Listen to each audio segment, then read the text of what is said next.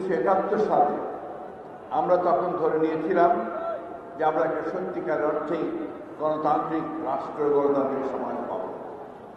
কিন্তু আমাদের দুর্ভাগ্য যে সেদিন যারা গণতন্ত্রের প্রধান দাবিদার ছিলেন, স্বাধীনতার দাবিদার ছিলেন, তাদের হাতেই, আওয়ামী লীগের হাতেই কিন্তু সেদিন গণতন্ত্র ধ্বংস হয়।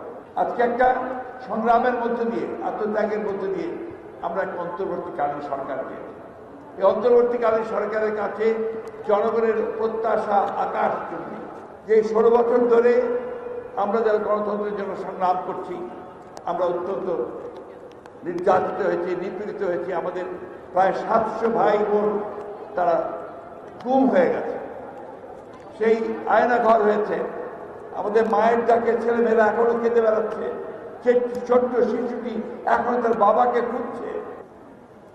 আজকে গণতন্ত্রের জন্য এই দেশের মানুষ তারা সব সময় আত্মত্যাগ করেছে, প্রাণ দিয়েছে দীর্ঘকাল ধরে।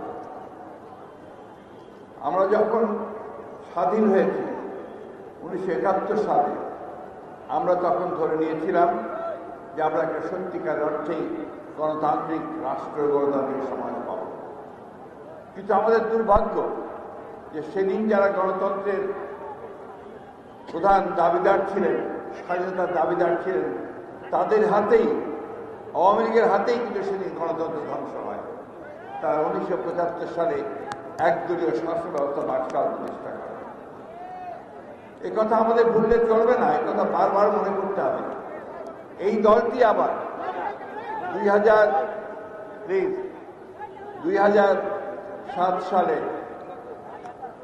নির্বাচন, 8 সালে হওয়ার পরে, রাষ্ট্র ক্ষমতায় আসার পরে অত্যন্ত সুপরিকল্পিতভাবে তারা গণতন্ত্রকে ধ্বংস করেছে, গণতান্ত্রিক সমস্ত প্রতিষ্ঠানগুলোকে ধ্বংস করেছে এবং বারবার ছাত্র জনতার যে সংগ্রাম, সেই সংগ্রামকে দমন করবার জন্য অত্যাচার, নির্যাতন, নিপীড়ন, গুম, হত্যা, খুনের আশ্রয় নিয়েছে।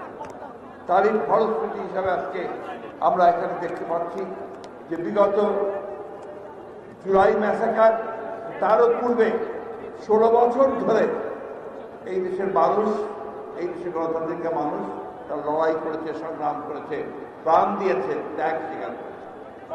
আমি অভিবাদন জানাই, সেলুট জানাই এই গণতান্ত্রিক আন্দোলনে সবচেয়ে সেই সমস্ত শহীদদেরকে যারা তাদের প্রাণ বিসর্জন দিয়েছেন।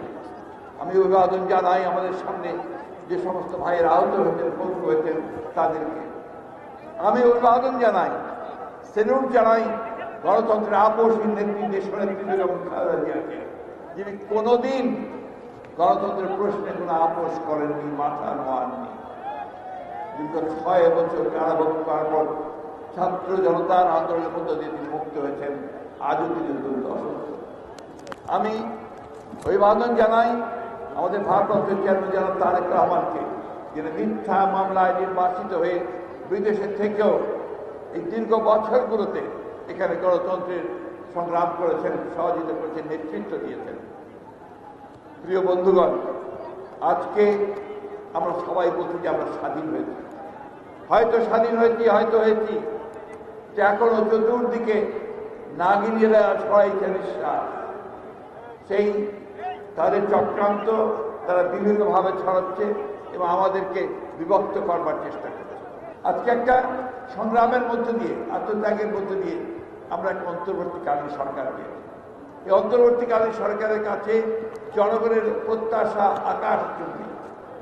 জনগণ মনে করে যে এই প্রত্যাশা করে যে এই সরকার তাদের এমন একটা গণতান্ত্রিক ব্যবস্থা, একটা লেভেল প্লেইং ফিল্ড তৈরি করে দেবে, গণতন্ত্রের প্রতিষ্ঠানগুলোকে আবার তারা সংস্কার করে এমন একটি জায়গায় আনবে যেখানে সত্যিকার অর্থেই একটা অর্থবহ নির্বাচনের মধ্য দিয়ে, নিরপেক্ষ নির্বাচনের মধ্য দিয়ে আমরা একটা গণতান্ত্রিক রাষ্ট্র, গণতান্ত্রিক সমাজ প্রতিষ্ঠা করতে পারি।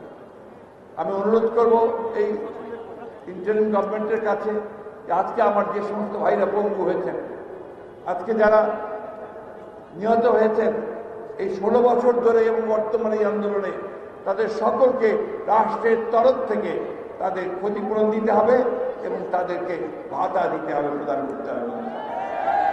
এটা অত্যন্ত জরুরি ব্যাপার। শুধু এখানে বসে কথা বলে আমরা অনুষ্ঠান করলেই হবে না, এই বিষয়গুলো অত্যন্ত জোরে তুলে ধরতে হবে, সরকারকে বলতে হবে যে এটা করতে হবে। দ্বিতীয়ত আরেকটি কথা আমি আজকে বলতে চাই যে 16 বছর ধরে আমরা যারা গণতন্ত্রের জন্য সংগ্রাম করছি, আমরা অত্যন্ত নির্যাতিত হয়েছি, নিপীড়িত হয়েছি। আমাদের প্রায় 700 ভাই বোন তারা গুম হয়ে গেছে, সেই আয়না ঘর হয়েছে। আমাদের মায়ের ডাকে ছেলেমেয়েরা এখনো কেঁদে বেড়াচ্ছে, ছোট্ট শিশুটি এখনো তার বাবাকে খুঁজছে। আজকে সেই মানুষগুলোকে খুঁজে বের করার ব্যবস্থা করতে হবে। আমাদের যে অসংখ্য মামলা হয়েছে আমাদের নেতা কর্মীদের বিরুদ্ধে, 1,45,000 মামলা, 60 লক্ষ মানুষের বিরুদ্ধে মামলা এই কয়েক বছরে, এই 17 বছরে। এই সমস্ত মামলাগুলোকে প্রত্যাহার করতে হবে, অবিলম্বে অতি দ্রুত বন্ধ হবে। আমরা আজকে আন্তর্জাতিক দিবসে এই অঙ্গীকার জাতির সামনে করতে চাই যে আমরা বাংলাদেশকে সত্যিকার অর্থেই একটা গণতান্ত্রিক রাষ্ট্রে প্রতিষ্ঠা করবার জন্য, সমস্ত প্রতিষ্ঠানগুলোকে শক্তিশালী করবার জন্য আমরা সবাই কাঁধে কাঁধ মিলিয়ে কাজ করব, কাজ করেছি, এখনো কাজ করব।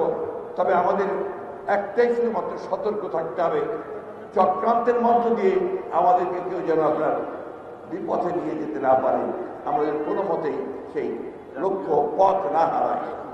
গতকাল গোপালগঞ্জে আমাদের স্বেচ্ছাসেবক দলের সভাপতি জিলানির উপর আক্রমণ করা হয়েছে, তার স্ত্রীকে আক্রমণ করা হয়েছে। আমি নিজে গিয়ে দেখে এসেছি। একজন নেতা শহীদ হয়েছে। বন্ধুগণ, পরিষ্কার বোঝা যাচ্ছে যে তারা এখনো আবার হায়নার মতো লুকিয়ে আছে, যে কোনো সময় তারা আক্রমণ করবে। সেই আক্রমণকে আমাদের প্রতিহত করতে হবে, আমাদেরকে গণতন্ত্রকে প্রতিষ্ঠা করতে হবে। বন্ধুগণ,